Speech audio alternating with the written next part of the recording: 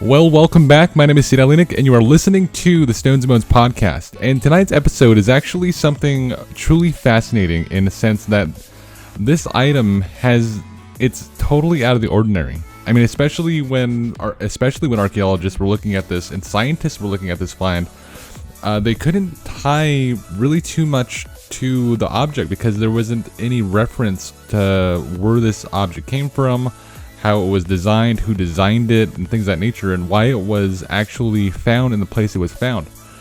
And tonight's episode, we are actually talking about the Nebra Sky Disk. And if you guys don't know what this is truly going to be a fascinating podcast, especially for myself. And I was sitting there for a while trying to find a good topic to come back on and do a podcast about, and this one stood out. And especially for being a strange artifact, and especially some of the weird stories behind it, and especially how it came to be, and the way that this item came to be, and especially it being controversial. And it was controversial in the sense that there was jail time done for this. There was a lot of skeptics, especially around the Nebra Sky Disk, and just how this art piece was made. It especially astounded scholars. It especially astounded many people who study archaeology, history, and things of that nature. And now there's a couple names that it actually goes by. I actually found it by searching Nebra Star Disk, but it's actually formally known, especially on Wikipedia and all these other websites, calling it the Nebra Sky Disk. And the item was controversial in nature from the date of its find, and this is actually, it was found in 1999, I believe. The Nebra Sky Disk is a bronze disc of 30 centimeters in diameter. The disc was also weighs in about 4.85 pounds. The disc is, well, imagine having this thing next to, especially a steering wheel in your car. This is actually, I believe it's actually a little smaller than the average steering wheel. And this disc it's really cool to look at as well. And it has green patina and is inlaid with gold symbols. Now, if you guys are watching me as well, you guys know that I'm reading off the notes, and there's just no way to do this right now without any notes, because there is so much information on this, and I want to make sure I get it right, especially because I want to do a 3-part series on this starting today. So you guys will get this episode, and then we'll go into some of the details behind it, some of what was the designs mean and how they're significant to the planets and the stars and things of that nature, and also how this predates a lot of history.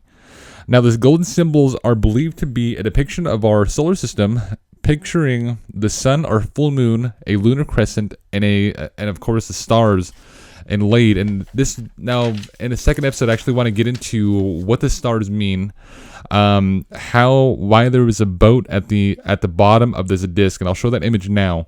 And they believe this to be actually tied into how the Egyptians saw Ra, because if you look into Egyptology especially, now Ra was the most profound deity. I mean, he was the deity, he was the god to the Egyptians, and he was the most important god. And the story goes, especially with Ra, was that he would sail away on a boat.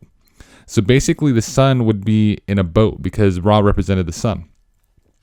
And he would, I forgot how the story went, but I think he would like sail away, and then this would allow new birth anyways. So Ra would be born, basically reincarnated or reborn. And the Nebra, now this is depicted actually especially in hieroglyphs. And when you're looking at the Nebra Sky Disk, they actually have somewhat of a depiction of that. But the thing about this disc is it predated a lot of history, and we'll get into that. So the disc was discovered in Germany in 1999 by Henry Westphal and Mario Renner, two treasure hunters. The two men were using metal detectors when they came across the site. The thing was that, especially when they went to the dig, they didn't have any licenses. They didn't have any way to legally go in there and excavate anything, and they're actually using metal detectors.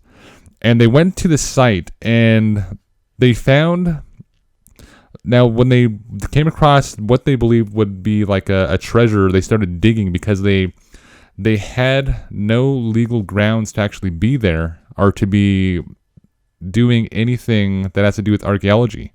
They had no permit to dig, and especially this was, I believe this is like a state hill they were on. And what they found was, they found a chisel and axe heads, bracelets, and 2 bronze swords, and of course the disc. Now, because they were digging illegally, they rushed to get their find out of the ground, but not being cautious and pushing and rushing, they ultimately damaged the disc in the archaeological site. And this was actually, I don't know if this actually had some damage done, but I believe this actually damaged the disc in a way and damaged the archaeological site. And because they pulled it out of there and they didn't have any grounds for it, they didn't alert any archaeologists, they didn't alert anybody, not even the state.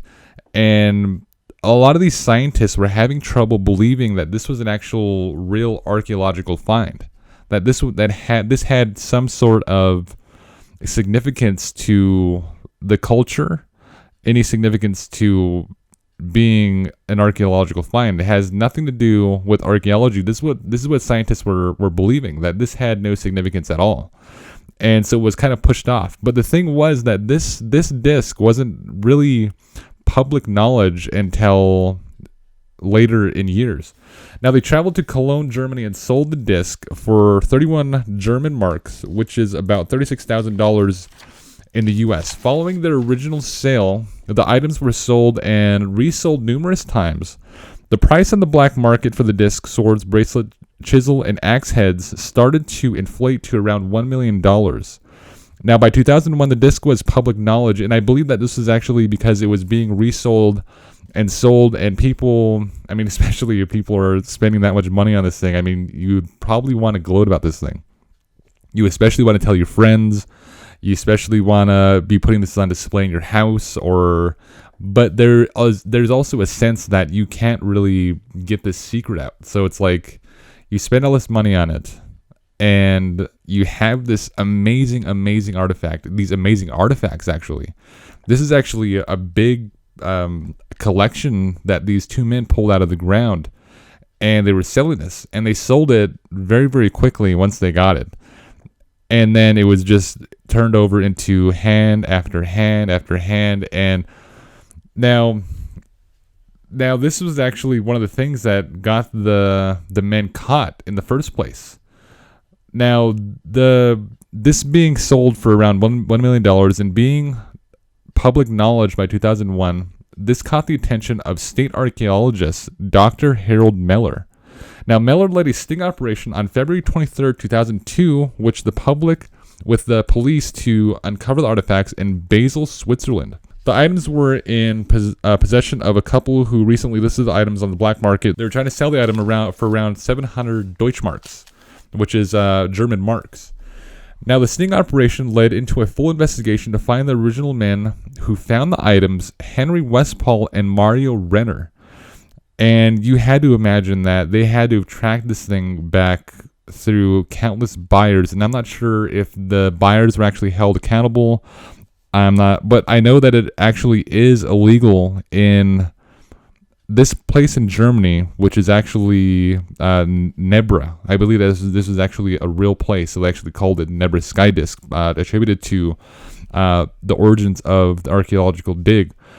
And I believe that in that state or in that region, it's illegal to dig illegally, especially, and it's especially illegal to list something of that magnitude on the black market and list anything on the black market. So the police really wanted to find, and the government especially, and the state really wanted to find these men. So I'm not really sure if these people that were buying and selling this were held accountable, but they did track this all the way back to the original men. Now, when arrested, the men took a plea bargain and led the archaeologists to the original site where the items were found. and they trace the bronze on the artifacts were found on the original site, as well as an exact match of the soil still attached to the bronze items. The two men sold. So they actually took some pieces of. I'm pretty sure that over a couple of years they had to have got like microscopic pieces from this disc, and were able to track that back to Nebra and track it back to this archaeological dig. So these men actually went and told the state where they dug this up, so they have a plea bargain, and they can actually have a real archaeological dig done there, and have actual scientists and people look at this site and see if there's anything else there. I mean, especially a find like this is phenomenal. I'm going to get more into the details of this and more of the history behind it, and it's just a really, really cool find. Now, Renner was sentenced to 10 months in jail, and I want to start off especially with the backstory to this, because if you guys look especially if you guys Google this, these two men are listed as the actual people who found the site, who found the disc and found the swords and found the bracelets and the axe heads and things of that nature. So, and his partner, Henry Westphal, was sentenced to 4 months. Now, I don't know why they had varying sentences, why Renner was sentenced to 10 months and Henry Westphal was sentenced to 4 months. Like, I don't know if there was one of them did something a little less sinister than the next, but when the two men appealed their sentences, the state increased the sentence on both of them, and they gave 12 months to Renner, who originally had 10 months prior, and for Westphal they gave him 6 months when he had 4 months in before that. So it's kind of frustrating, especially for those men. But the funny thing was, especially about this whole court ordeal, was that one of the men. Now, there was a whole thing about this. The scientists, these leading archaeologists, they were kind of in a conflict because they couldn't really say for sure that this disc was actually an archaeological find and it had any significance. So these scientists and these archaeologists were going on public record and saying that this is a fake, that's a fake, they forged this. They forged this to make a buck and things of that nature. And it's like these men were on trial for this disc. But the funny thing about this trial was one of the men stood up in his trial in the midst of the courtroom in front of the judge and asked, he said, if this disc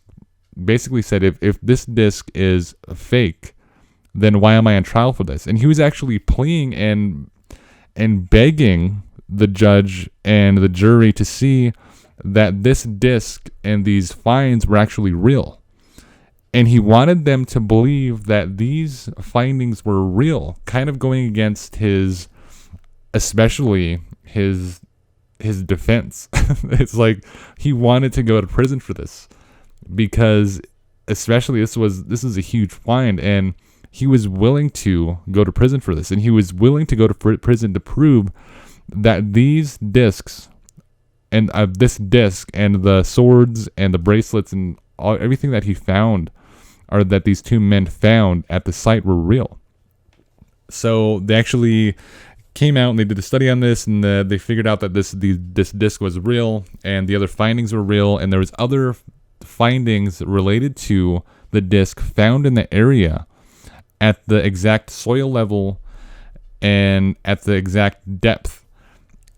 So it's just a really, really cool story to get into, and I'm hoping that I do it some justice, especially getting into some of the stories behind it, and especially going through some of the details and how this inlaid with a lot of history.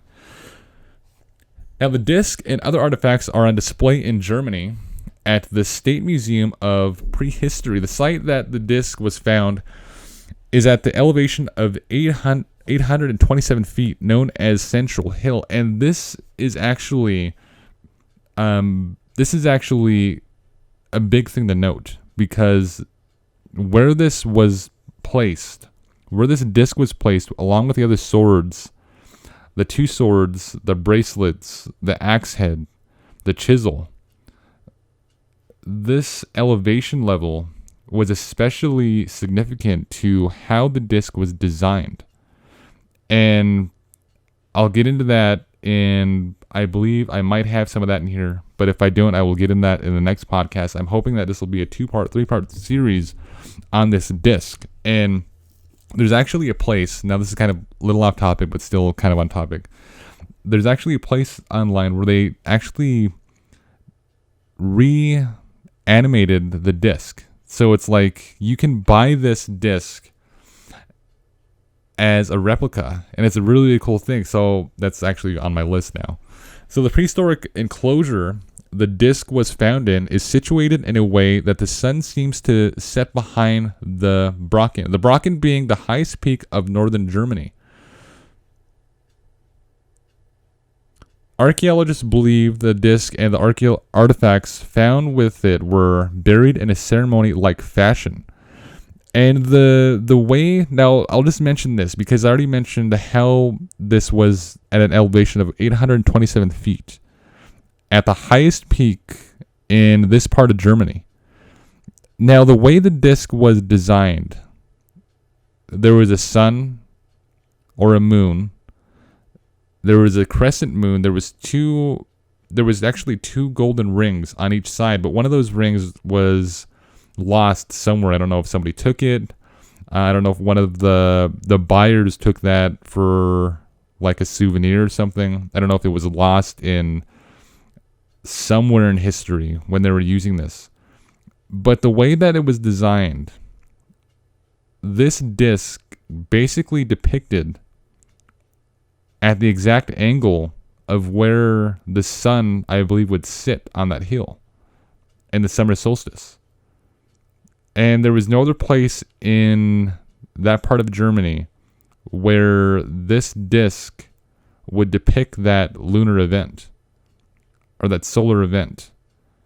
And it's just the way they designed this was they had, now my research so far shows me that they had no idea what this site was used for. They only know that it was buried in a ceremony-like fashion. And they believed that there were ceremonies that took place here at the site. And it's just a really, really strange object. And how they knew how to design this disc in a way that would depict our solar system, depict the Pleiades. Now, the Pleiades are also on this, and I hope I'm saying that right. I hope I'm actually referencing the right thing I'm thinking about. But it's actually a set of stars in our solar system.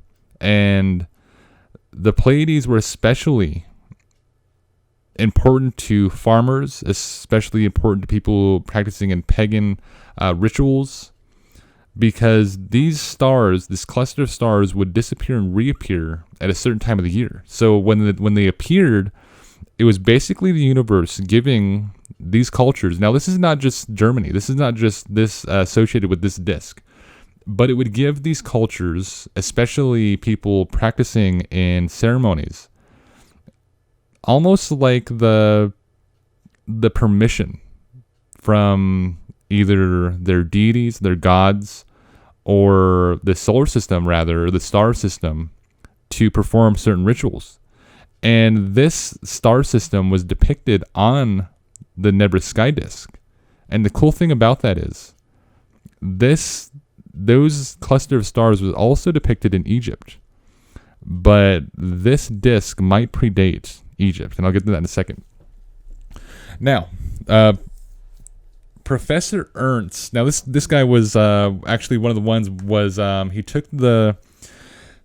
took the disc and was trying to date this. Was trying to date these items. Was trying to find the origins of where the swords came from, and trying to place this in an era, especially being bronze. So it had to have been around the Bronze Age, which was his thinking. And he had to find a way to date this find, and there was really no way he can do it because it was a metal. group of items. So it's like you can't carbon date those items. That was his words. You can't carbon date metal.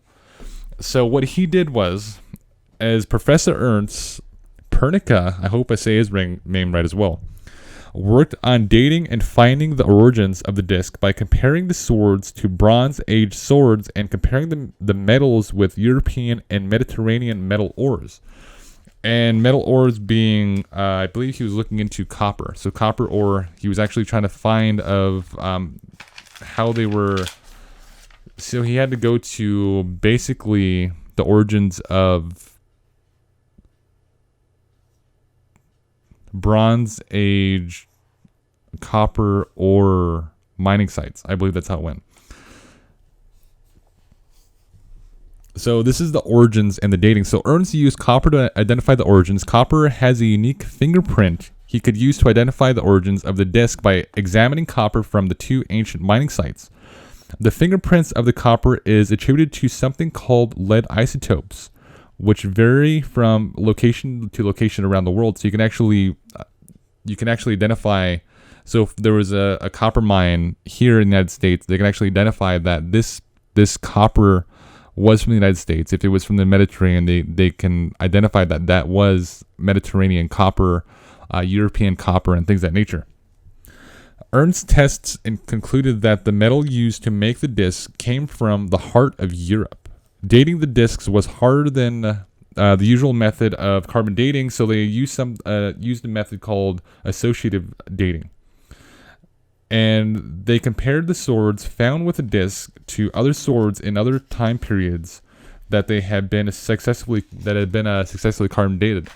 And this place that this man was working in it's a really, really cool place because they have countless items inside of this facility. And they have things from the Bronze Age, and there's actually like signs in this building pointing to where the Bronze Age items are and all these other eras, and it's a really, really cool place to work into, I'm sure. Now, by comparing the swords, they concluded the dating to be back to 1600 BC. Now, that is the thing I'm going to be getting into, especially with Egypt, and I hope to jump in more of that, and I'm going to mention some of what I found, especially all these archaeologists' finds from my research. Now, making the Nebra Sky Disk the oldest accurate depiction of the night sky in all history. So this disk being found by two men, and there's like really no other way that these items would have been found at all if it wasn't for two crazy treasure hunters, going out there with their metal detectors and shovels and coming across this disc and these swords and the bracelets and the chisel and axe heads, and not knowing that this find predates the Egyptians' depiction of the solar system. Now, this actually predates 1600 BC, making the Nebra Sky Disk the oldest accurate depiction of the night sky in all history. Now, this is actually predating the Egyptians by 100 years from their images in Egypt. Now, that's a really, really crazy thing to think about. So,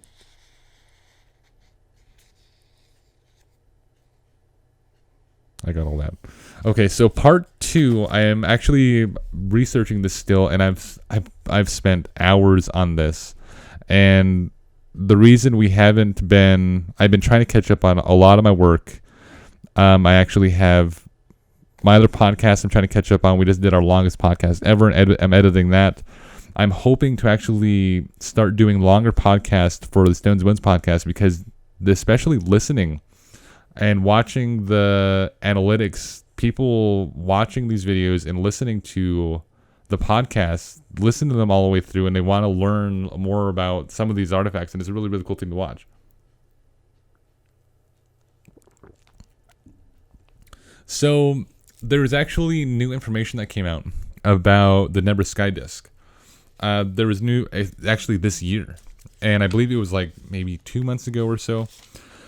But they are now. I didn't click on that link because I didn't want to. I was already hours on hours in on watching videos, reading all of these archaeological papers and things of that nature that has to do with the disc. And now, and especially watching how they were trying to date these and associate these findings with other eras and other cultures. And I was scrolling through, and God knows how many pages I was in, but I came across some new findings, especially with the disc. And I want to include that with the next episode, and I'm going to get more into detail about the designs in the disc because I didn't cover that. I only want to basically preface the whole series of the history behind the disc, how it came to be, how it came to public knowledge, and then I want to get into how this was used, especially in their ceremonies, if they have any of that. How this was significant and how this is significant to findings today, and especially being the oldest depiction of the solar system, the night sky. It's a really crazy thing to find. That's a crazy thing to look at and study. And I want to do that right and correctly. So going forward, we have another podcast coming out about the Nebra Sky Disk, and I'm hoping I do these relatively close to each other, so hopefully within the next week you guys will have a podcast part 2 about the Nebra Sky Disk. And if I have time, I'm going to be recording, I might mesh those 2 podcasts into one podcast, making a big podcast, depending on how much findings I find on this Nebra Sky Disk. Now the thing I was getting to was there was a new findings about the dating of the disc. And I didn't even want to get into that yet because it's like I already did all this studying on it. And I want to go off of basically how it was found and their findings back in 2010 when they're doing all these studies on it, and then go from there. So it's going to be a really, really cool series to follow along. So if you guys are out there on Facebook, make sure you search Stones and Bones Podcast on Apple Podcasts, Spotify, Breaker, CastBox, whatever podcasting platforms you guys have downloaded on your phone, on your computer. If you guys are listening on Alexa out there, make sure you search Stones and Bones Podcast. And if you guys have a podcasting app, most likely the Stones and Bones Podcast is on it. And if you guys are out there listening on the Stones and Bones Podcast platforms, whether that be an Apple Podcast, Spotify, wherever you may be, make sure you search Stones and Bones Billings on Facebook, Stones and Bones Billings on Instagram, Stones and Bones Billings on YouTube, and stones-bones.com. And if you guys are actually in the Billings area, there is an actual shop. So go check out the shop that is at 701 24th Street West, Billings, Montana. It is connected to the Bodyworks Tattoo and Piercing building. And I will see you guys in the next podcast.